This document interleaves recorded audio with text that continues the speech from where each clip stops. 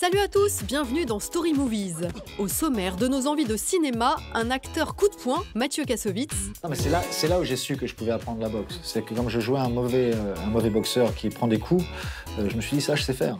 Un cinéaste infatigable, Woody Allen. You were always trying to make a perfect film, and you always fail. Et un amour de jeunesse, Josh Hartnett. Just gonna have fun, all right? It's a fun class. Please sit down.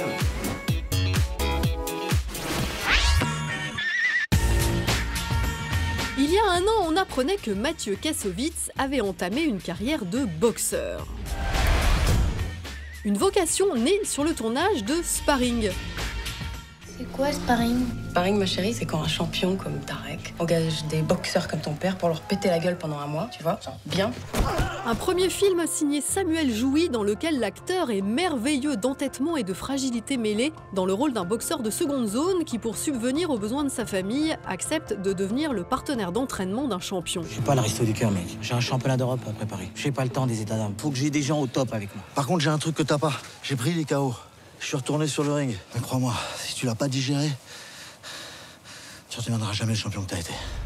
Quand je regarde un film, j'ai souvent mal pour les acteurs quand ils se prennent des coups alors que je sais pertinemment que tout ça c'est du chiquet. Dans votre cas, j'ai eu raison d'avoir mal pour vous parce que vous vous êtes vraiment battus. C'est des combats, ouais. C'est des combats qui étaient parfois le réalisateur nous donnait un thème. C'est-à-dire que lui est plus fort que lui domine l'autre, lui essaye de toucher lui. Dans la situation dans laquelle on était, c'est-à-dire que je m'entraînais avec un champion du monde et je tournais avec un champion du monde. Ça s'est très vite tourné. J'essayais de le toucher et lui, il s'amusait avec moi, quoi. Vous cherchez quoi comme sparring? T'as combien là, 74, 75? Non, je suis en dessous, mais je peux monter. Je cherche un sparring qui encaisse et qui fait pas chier. Bah, c'est moi, ça. Je sais qu'il y a eu des films mythiques et nombreux autour de la boxe. En général, j'imagine que tout est chorégraphié ou il y a déjà eu comme ça des acteurs qui se battaient vraiment? Non, je crois qu'il y a eu un exemple. Je ne sais pas si c'est la légende ou si c'est vrai, mais sur le premier Rocky, il aurait tenté de commencer en faisant de la bagarre, en faisant des vrais combats. Et il s'est fait casser la mâchoire et 3 côtes. Donc le film a été arrêté, la production a dit on ne peut pas recommencer ça, et le comédien lui-même a dit je ne peux pas recommencer ça. Donc ils ont fait des chorégraphies. Et quand vous regardez les Rocky, malgré la qualité des films, les scènes de boxe ne ressemblent en rien à la boxe. Et même si ça a inspiré des millions de gens à faire de la boxe, ça ne ressemble pas du tout à la boxe. On ne boxe pas comme ça. J'ai amené quelques affiches de films justement autour de la boxe. J'aimerais bien que vous me disiez quel est votre préféré, ce qu'ils ont réussi ou pas. Bon, alors Rocky, on en a déjà... Rocky, c'est le classique. C'est le personnage de Rocky qui est incroyable. Moi, la beauté dans le sport, elle est dans les deuxièmes. Moi, j'adore ceux dont on ne parle jamais. Moi, quand je vais courir au bois, ceux que j'admire le plus, c'est les gens qui sont obèses et qui courent. Oui, je trouve ça... Non. Les vieux, les gros, ceux qui galèrent, ceux qui marchent, tu sens que... Et tu dis, putain... Pas parce que tu sens que c'est un combat. Mais c'est un combat, tu rentres tous les soirs, t'as aucune différence. Et puis au bout d'un moment, à force de conviction, tu rencontres des gens, tu les vois un an plus tard, les mecs, ils sont perdus, ils sont redevenus en forme. Et ça, pour moi, c'est des champions. C'est les champions. Raging Bull, ça c'est cinématographiquement parlant, c'est un chef-d'œuvre.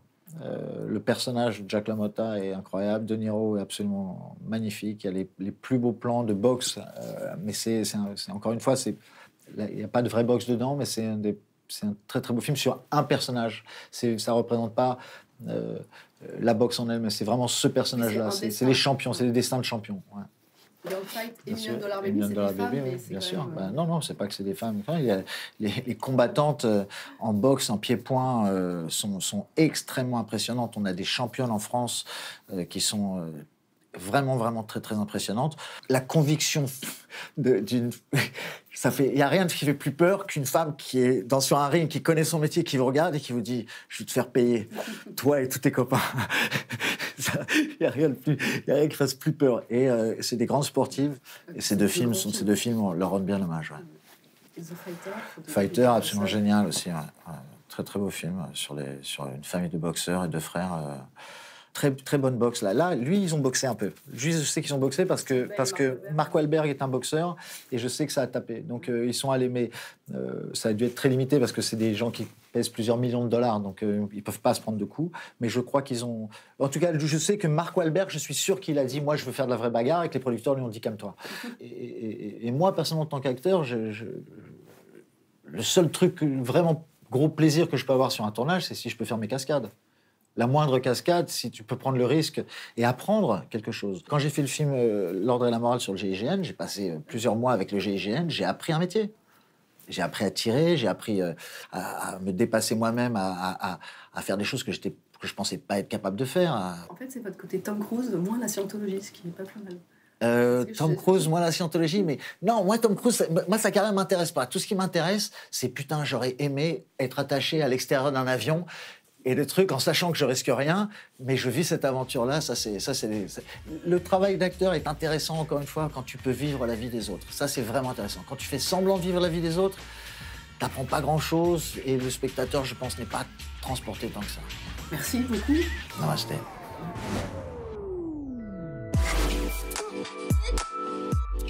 L'ex-ado chéri d'Hollywood a bien grandi.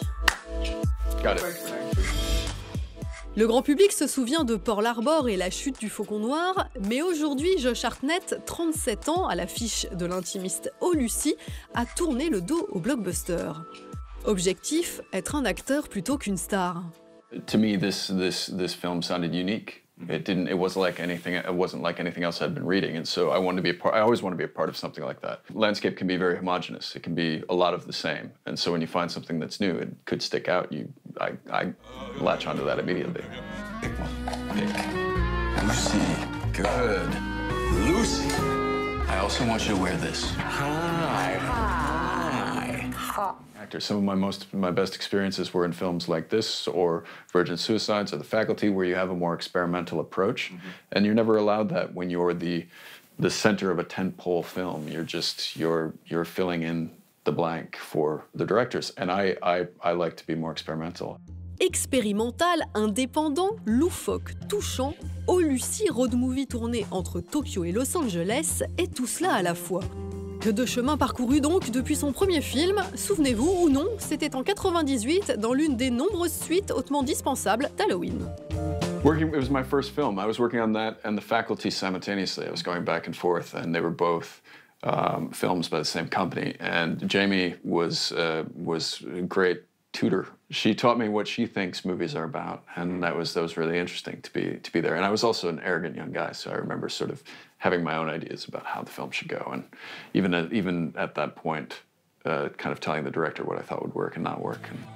De tête à claque à pilier du cinéma indé, nous avons donc vu grandir Josh Hartnett. Et si nous avons le sentiment de le connaître, nous ignorons encore quel cinéphile se cache derrière l'acteur. Ou plutôt, nous l'ignorions.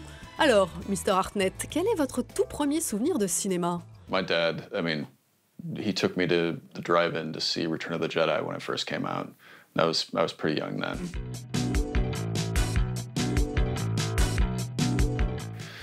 Poltergeist. Okay. That scared the hell out of me. Yeah. I saw it way too young. I should not have been allowed to see that film.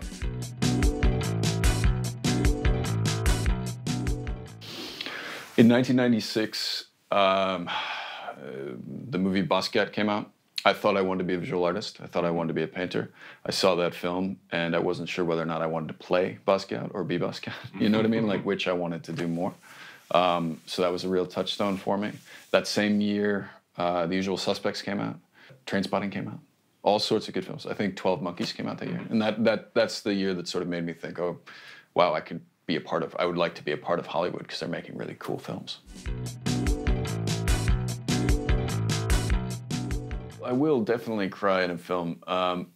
But it's because I have kids now. So if it's anything having to do with redemption of children, it's overwhelming. Actually, more so than film these days, TV has been doing it for me. There's a show about a hospital and like a day in the hospital, and when anything has to do with a child being sick, I can't help but cry. It's overwhelming.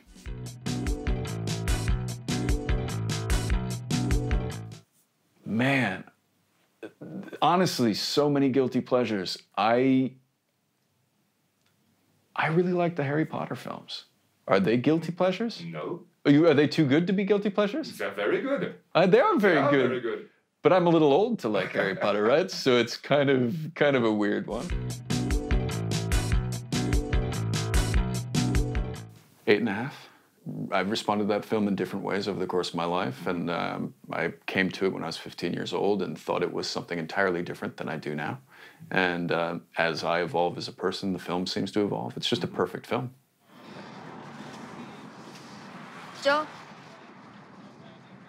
it's hot.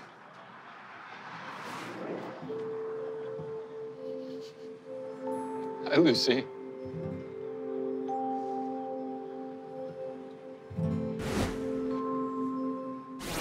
I'm Sophie. Very nice to see you. Thank you. À 82 ans, il conserve presque la même dégaine qu'à ses débuts. Le regard myope derrière ses larges lunettes, les cheveux en pétard et cette voix reconnaissable entre toutes. Yeah, yes. Woody Allen ne change pas. Dans Wonder Wheel, son nouveau film, il rend hommage à Tennessee Williams et Arthur Miller en signant un chassé-croisé amoureux, théâtral et tragique, situé à quelques mètres des attractions de Coney Island. No, Humpty, you've been good. Et dans la vie, on le retrouve égal à lui-même, pessimiste et adepte de l'autodépréciation. Bref, toujours aussi dépressif et heureux de l'être. Dear Woody Allen, is it true that once you've completed a movie, it doesn't interest you anymore? I don't see it anymore. No, I don't. But that you don't even care about it. I was I really don't care about it. No, I don't. I did Wonder Wheel a year ago. Since Wonder Wheel, I finished another movie. This summer, I'm starting another movie. Wonder Wheel for me is history. I don't even have copies of my movies. I don't have prints or DVDs of my movies because I would never watch them. So why do I need them? I don't save scripts. I don't save photographs with the actors. I just, if you came to my house, you would see I have none of that. You know, in New York, one of the television shows that shows classic movies all the time called me and said they were putting together a panel to do an homage to Annie Hall. And they had Diane Keaton and they had someone else and they wanted me. And I said, no, I'm not interested. You know, it's like living in the past. It's a big mistake, I think. You know, I'm obsessed with death, I think. It's a big subject with me, yeah. I have a very pessimistic view of life. You should know this about me if we're going to go out. You know, I feel that life is divided up into the horrible and the miserable. Those are the two categories, you know. The horrible would be like, I don't know, terminal cases, you know, and blind people, and cripples. I don't know how they get through life. It's amazing to me, you know. And the miserable is everyone else. So when you go through life, you should be thankful that you're miserable, because you're very lucky to be miserable.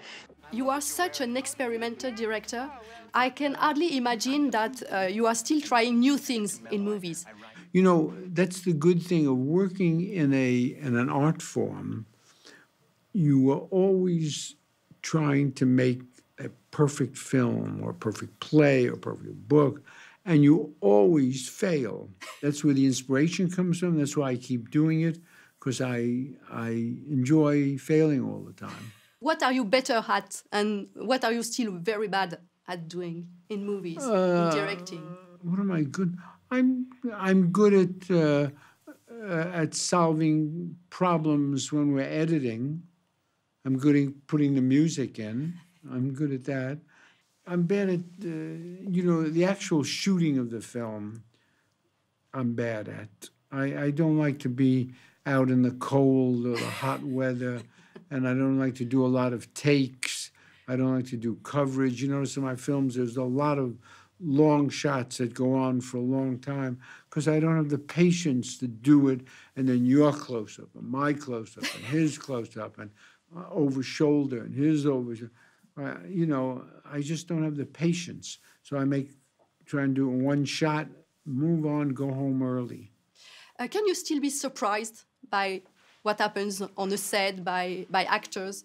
You are surprised when you put the film together. You know, you shoot many scenes or different out of sequence, and then one day you put this one, and then you look at it all together, and you are always surprised, and it's always a disappointing surprise. You never get a good surprise. You never, oh, that's so much funnier than I thought. That's so much more exciting. That's so much greater. You never get that. So if you don't get good surprises in cinema, what are the good surprises you can have in real life? You know, last night I got up in the middle of the night to get a drink of water, and I went to my phone to see the time, and it was 3 o'clock in the morning, and I saw a little message from my daughter, who's in the United States, saying they accepted her to university. So I had a nice feeling for a minute or two, and then it passed, and then I'm back in real life, which is not so nice. And but so you do have some nice moments, but you don't. I don't get many surprises.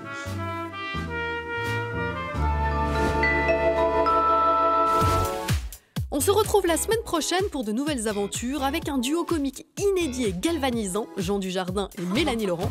C'est ça la chute. Bah, c'est nul. Je vous l'accorde, mais c'est ma vie, et on ne la choisit pas. Et un film de genre qui va faire mal, Revenge. Salut!